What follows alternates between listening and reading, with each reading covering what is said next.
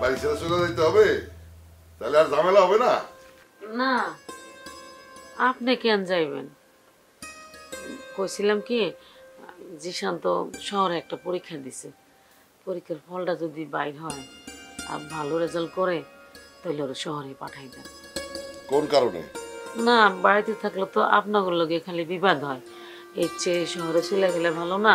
পড়াশোনা করলো না, ভালো না। তোমার ছেলের আর পড়াশোনা করানো যাবে না। যে পড়াশোনায় তোমার ছেলে নিজের ভালো মন্দ বিচার করার ক্ষমতা থাকে না। আপনি পাঠাইয়েন না, আর পড়ালেখার খরচ দিয়েন না। আমি জানি আমার বলা যত কষ্ট হোক নিজের খরচ নিজে জোগাড় করে নেব। গলার আওয়াজ মনে হয় একটু বাইরে গেল। আমার আবার গলার জোর কি? আর আমার গলার জোরে এই সংসারে কোনো কিছু হইব না, আর আমি ভবিষ্যতে আশাও করি না। ভালো কিছু আশা করলে ঠিক ঠিকই হইতো, ভালো কিছু তো আশা করো না। আছো তো খালি পোলা পোলা পোলা, ওই পোলা পোলা করতে করতে সংসার ধর্ম যে চাঙে উঠতেছে সে খেয়াল আছে? যথেষ্ট হইছে, আড্ডা। ঠিক আছে, আপনি আমার বুঝাইছেন, বুঝছি। আমি তো আর কিছু কই নাই আপনার। এখনো কও নাই, কিন্তু কয়দিন পর ঠিকই কানের কাছে গান গান করবা। রহিম করিম যা, তোমার পোলাও তা। ওগরে দিয়ে যদি সব হয় তাহলে তোমার পোলারে দিয়ে হইব না কেন? তোমার পোলারে দিয়ে হইতে হইব, এটাই আমার চাওয়া। এছাড়া আমি কিচ্ছু বুঝতে চাই না। কি বলছি বুঝতে পারছো? বুঝছি। ওই কই যাও, কই যাও? আজকাল পান বানায় নিয়ে আসো। তোমার কথার ঠেলায় তো তোমার পানের মজাই বুঝলাম না। গোবরে দিয়ে বাড়াইতেছি।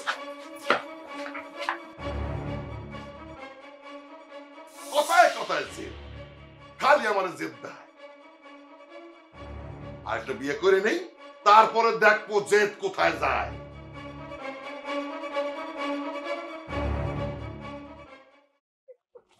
এই কই যাস তোরা? আরে খবর শুনোস নাই? মুতলা সরকারে তো হাঙ্গার মাইকিং করাইছে, এই খুশিতে আমরা চা খাইতে যাইতেছি। কস কি হলো? মোতালেব সরকার আবার বিয়ে করব? কাকু শুরুটা করছে কি?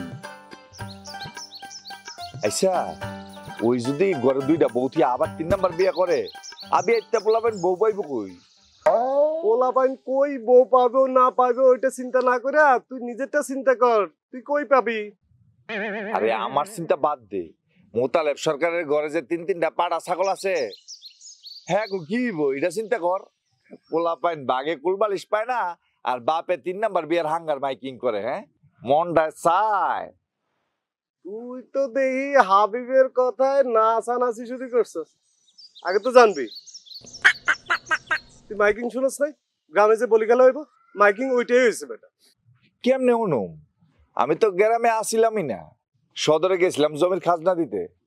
চল চল চায়ের দোকানে চল। এখন আর চা খাইতে যাইতে পারবো না, আব্বাই বয়ে রয়েছে জমির খাজনার কাগজ দেওয়ার লেগে। অলরেডি 3বার ফোন দিছে। তাহলে চা খাবি না?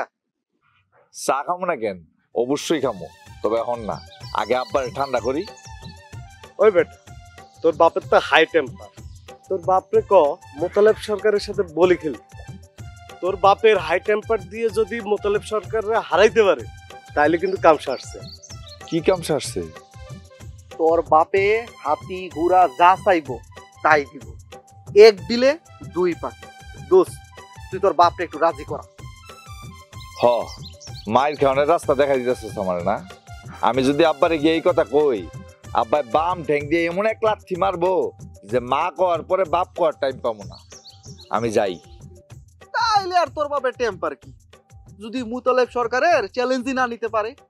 হ্যাঁ, এর থেকে চল চা খাবি তারপর যাবি। আব্বা তো আমার, টেম্পারটা আমারই সহ্য করা লাগে তো না। তোরা চা খাইতে চাস, যা চা গিয়ে খা। আব্বা যদি ঠান্ডা থাকে তাহলে বাড়ি থেকে বেরোমু, তখন চার লগে টাও খামো। আমি গেলাম। আরে আরে খারাস না, একটু তাড়াহুড়ো করস কেন? সর, তোর শয়তানের লারে এমন মাইর দিমু আড্ডি ব্যাংকে কিন্তু গুড্ডি উড়ামু। যাও যাও। ওই তুই যাইতে দিলি কেন? হ্যাঁ, পরে আটকামু আর পরে আমার কিল কুচি দিয়া হাড্ডি ভাঙবা, তুমি মাঝখান দিয়ে মজা লইবা। চলো চা খাইতে যাই।